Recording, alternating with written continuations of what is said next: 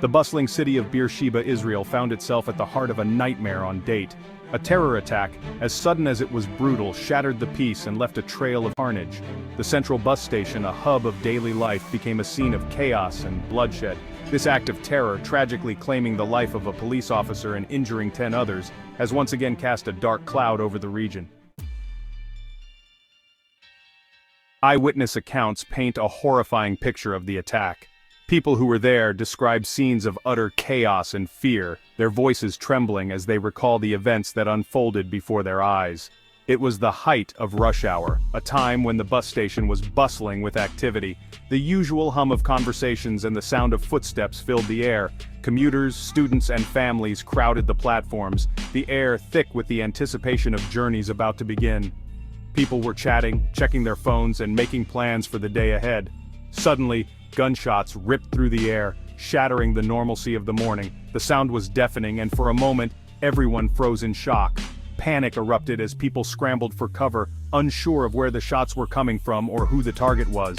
The once orderly crowd turned into a frantic mob, with individuals desperately seeking safety.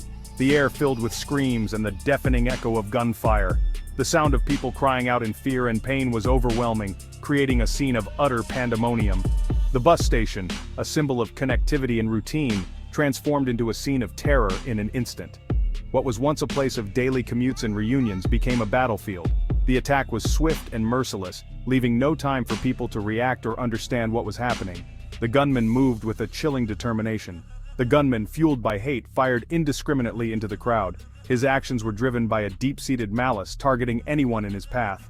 He had no regard for age, religion, or innocence. His bullets did not discriminate, striking down people from all walks of life. His only goal was to inflict as much pain and fear as possible, leaving a trail of devastation in his wake. The aftermath was a scene of broken and scattered belongings, a testament to the chaos that had ensued. The attack only ended when the gunman was finally neutralized, but the scars of that day would forever be etched in the memory of those who witnessed the horror. Emergency services worked tirelessly to help the injured and restore some semblance of order, but the emotional wounds would take much longer to heal.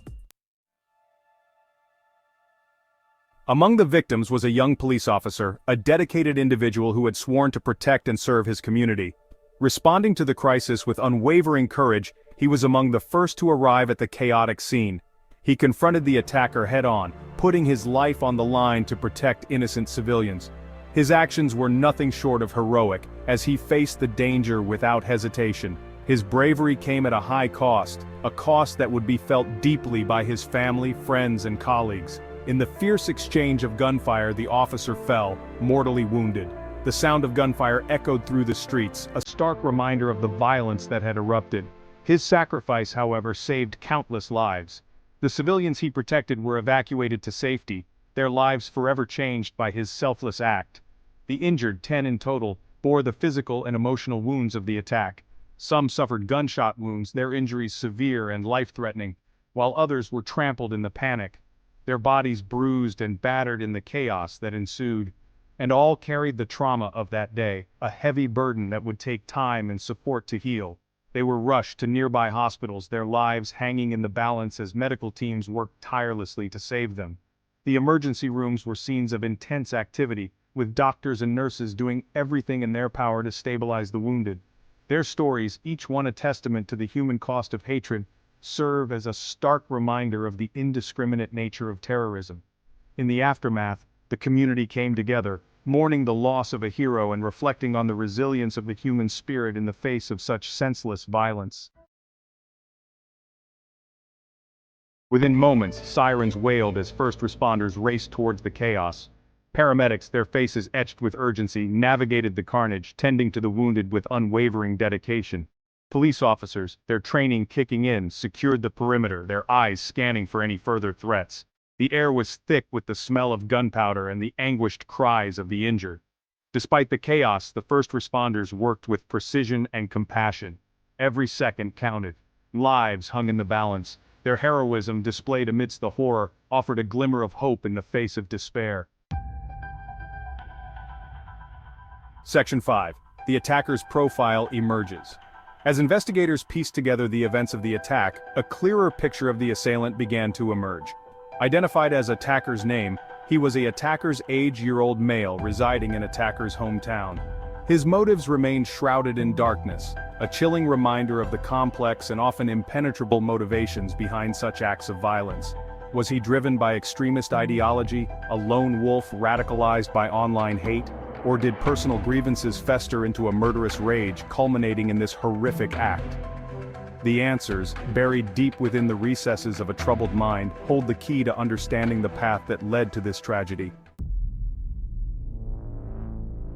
Section 6: The Hunt for Accomplices. The investigation extended beyond the attacker himself. Authorities launched a full-scale manhunt to determine if he acted alone or had accomplices who aided and abetted his deadly mission. Every lead, every connection, every shred of evidence was meticulously scrutinized, hoping to uncover any networks of support that might have contributed to this horrific act. Checkpoints were set up, and security was heightened across the region. The possibility of accomplices sent a chill down the spines of investigators. Was this a coordinated attack, part of a larger, more sinister plot? The thought sent shockwaves through the community, a stark reminder of the ever-present threat of terrorism. Section 7: Israel's leaders respond. In the aftermath of the attack, Israeli leaders united in their condemnation. Prime Minister's name, vowed swift and decisive action, promising to hunt down those responsible and bring them to justice. His words, laced with both grief and resolve, reflected the nation's determination to combat terrorism with unwavering strength. Other political leaders echoed his sentiments, expressing their condolences to the victims' families and pledging their support. The attack, a blow to the heart of Israel, served as a grim reminder of the challenges the nation faces in its ongoing fight against terrorism. Section 8: International Condemnation and Support. The international community, horrified by the senseless violence, rallied around Israel. World leaders from Washington to Brussels expressed their condolences and solidarity, condemning the attack in the strongest possible terms. The global outpouring of support underscored the shared horror at such acts of barbarity. The attack served as a stark reminder that terrorism knows no borders. It is a global threat that requires a unified global response. The international community, united in its condemnation, stood with Israel, offering not just words of support but also pledges of cooperation in the fight against terrorism. Section 9: A nation mourns, a community heals. As the dust settled, the nation of Israel grappled with the aftermath. Flags flew at half-mast, a visible symbol of national mourning. The fallen officer, hailed as a hero, was laid to rest with full honors, his sacrifice etched in the hearts of a grateful nation. The community of Beersheba, shaken to its core, began the long and arduous process of healing. Vigils were held, candles flickered in the darkness, and prayers were offered for the injured and the families torn apart by the tragedy. The road to recovery would be long and arduous, but the spirit of resilience burned bright. Section 10: The ever-present threat. The Beersheba attack served as a stark reminder of the ever-present threat of terrorism that hangs over Israel. The incident shook the nation to its core, leaving a trail of devastation and grief in its wake. It highlighted the vulnerability of civilian spaces and the ongoing struggle to balance security measures with the freedoms of everyday life. The bustling markets, schools, and public transport systems all became symbols of potential targets, making the need for vigilance ever more pressing. The attack sparked a renewed debate about security protocols, intelligence gathering, and the root causes of extremism. Lawmakers and security experts found themselves at the crossroads of ensuring public safety while addressing the underlying issues that fuel such violence. How could such an attack have happened? Were there security lapses? These questions echoed through the halls of power and the streets alike, as the nation sought answers and accountability. What measures could be taken to prevent such tragedies in the future? Enhanced surveillance, better intelligence sharing, and community engagement were all on the table as potential solutions. These questions weighed heavily on the minds of citizens and policymakers alike. Town hall meetings and public forums became platforms for expressing fears, frustrations, and hopes for a safer future. The attack forced a reassessment of security strategies, a sobering reminder that the fight against terrorism is a continuous battle. Memorials for the victims served as poignant reminders of the human cost of these attacks, reinforcing the resolve to protect the nation and its people.